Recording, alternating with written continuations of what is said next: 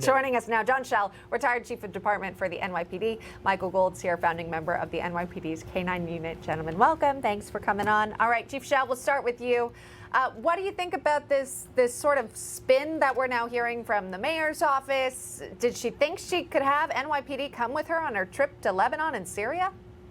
Well, someone from City Hall made this horrific decision that they actually thought the NYPD would do this, send executive protection team to level 4 countries where it's not safe.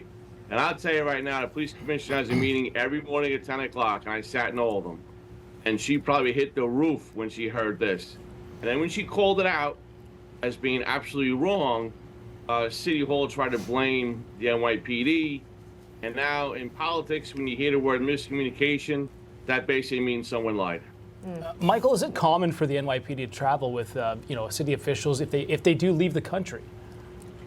No, absolutely not. So you have to look at it. Remove the politics from this. This was ill-conceived the moment this thought bubble went into anyone's head. Having a private, non-elected citizen go to on a pleasure trip to a war zone, that should be full stop there. So there are official channels that people go through. It's not a phone call. When the NYPD leaves the 5 boroughs, it's the greatest police department in the world. But when it leaves the 5 boroughs, it leaves behind its infrastructure behind. They're not an armed force. They leave by their Marine Bureau, all of their assets, Air Bureau are left behind. So this was ridiculous, ill-conceived from the moment it was thought of by somebody. Yeah, exactly. Congresswoman Nicole Malliotakis agreeing with both of you gentlemen here. She was on NewsMax. This is what she had to say about City Hall. He was the leader in the defund the police movement in the New York State legislature.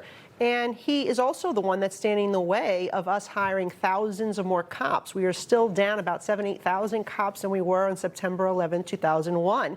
And here he wants to take limited resources that we have and send them into a level 4 security risk country, according to the Department of State, putting those cops in danger. And so it is ludicrous. I'm glad it was exposed, and I'm glad he was shown to be the phony that he is.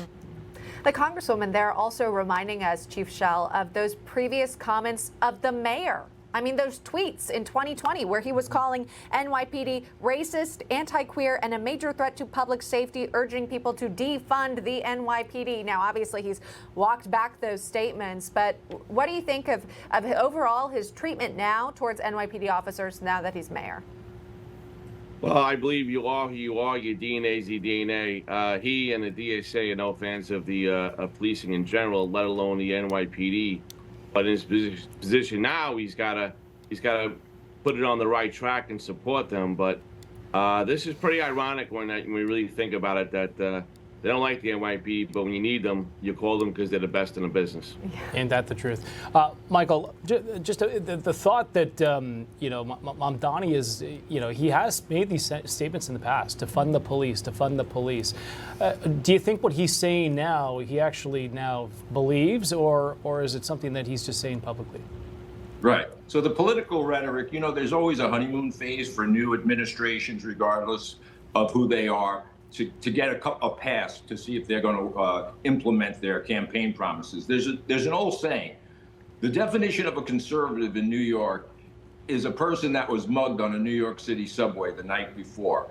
And that is the definition of how this is going to play out. Sooner or later, reality catches up with rhetoric.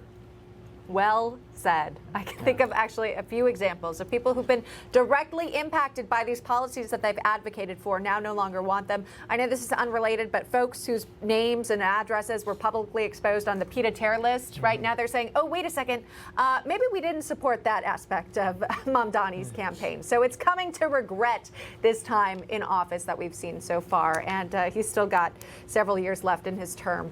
John Schell, Michael Gould, thanks so much for joining us here on First Edition. We appreciate it. Thank you, Great day, guys.